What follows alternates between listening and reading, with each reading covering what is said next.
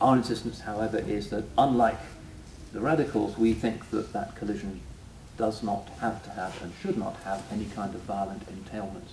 Instead, Muslims are required to be following the hadith, the people who follow the paths to the mountains with the sheep.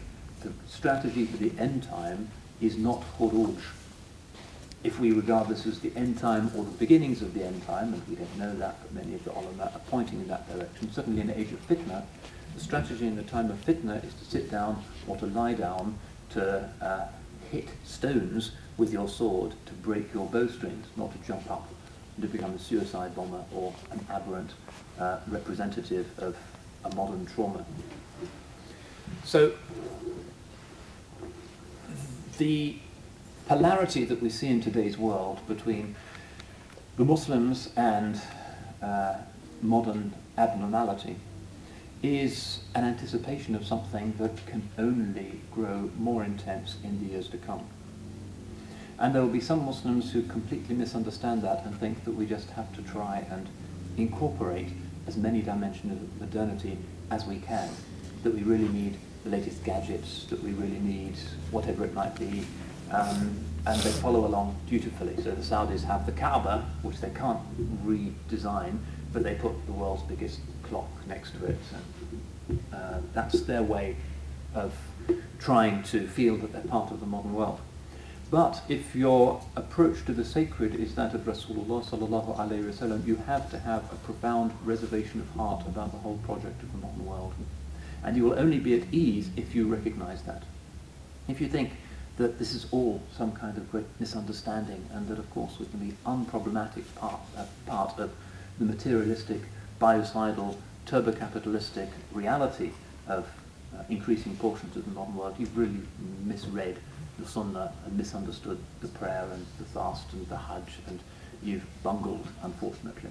And there are lots of Muslims who go around from conference to conference saying precisely that. Nobody really pays any attention to them because the contradiction is too acute. What is required is an authentic and profound radicalism based on the principle of the Sunnah, rather than the bogus westernized radicalism of the so-called Islamists today. So one implication, it seems, of the primordiality of our founding story, our basic assumptions about what Islam is about taking us right back to fundamentals about the human experience. And also our groundedness in the functions of the body, which is an axiom if the fiqh and the Sunnah are to work, has to mean that we are in a state of challenge to the modern world, which thinks that as long as most people are at ease with a new law, then the new law, as far as we can tell, becomes ethical. Morality by popular consent. We don't believe that. We don't think that there's anything intrinsically moral about what the majority happens to approve of in any given time. But since they have lost their anchorage in the transcendent and pushed their religion back into a very private zone, this is all they can manage. What we are required to be then is upholders of a prophetic, critical, dissenting alternative, not some kind of apologetic, moderate Islam that they can, whose head they can pat and which doesn't interfere with anything at all and which isn't a critique. No, it has to be something that recognizes that the Quranic voice is a voice of radical challenge. And unless we accept that, and it's pretty obvious when you consider the guiding assumptions of Islam and the guiding assumptions of the modern world, we will never be at ease with ourselves, and we will always be anxious and traumatized, trying to square a circle, struggling with our identity, being apologists on the basis of an agenda that simply can't work, and that nobody with any intelligence, whether Muslim or non-Muslim, is really going to believe in. So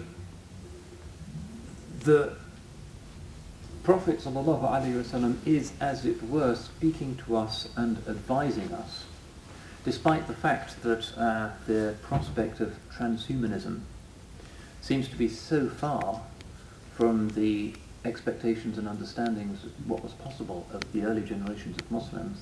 We find that in the deep logic of Islam, there is a voice that says no to it, and a voice that says you will only be at ease with the transcendent if you're at ease with yourself as designed by Allah subhanahu wa ta'ala fi ahsani taqweem, in the best of forms.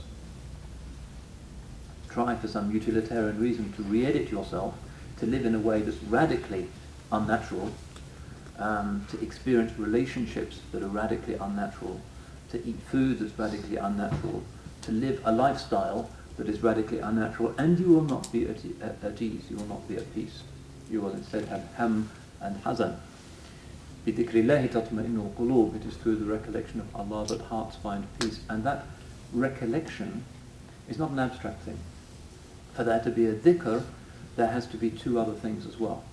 There has to be the madhkur, the one who is mentioned, which is Allah subhanahu wa ta'ala, and there has to be the dhakir, the one who is doing the recollection. The madhkur can't change. The dhakir, it now seems, can change. And if we are to keep those three principles in balance, we must make sure that the dhakir is not allowed to change.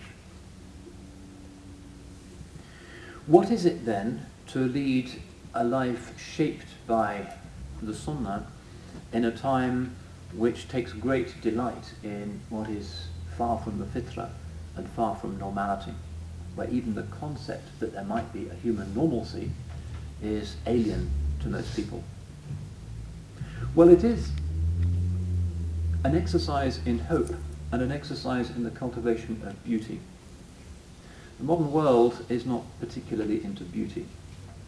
Attend the Turner Prize ceremony each year, or walk down the aisles of the Tate Modern, or listen to the latest production of a Harrison Birtwistle symphony, and you'll see that modernity isn't about beauty. Look at this building and out of the window, and beauty is not cultivated. Instead, there is a desire to maximize profit, and also, where people are attempting to be creative, a conviction that what is authentically ourselves is turmoil, chaos, ugliness. And this comes from Freud.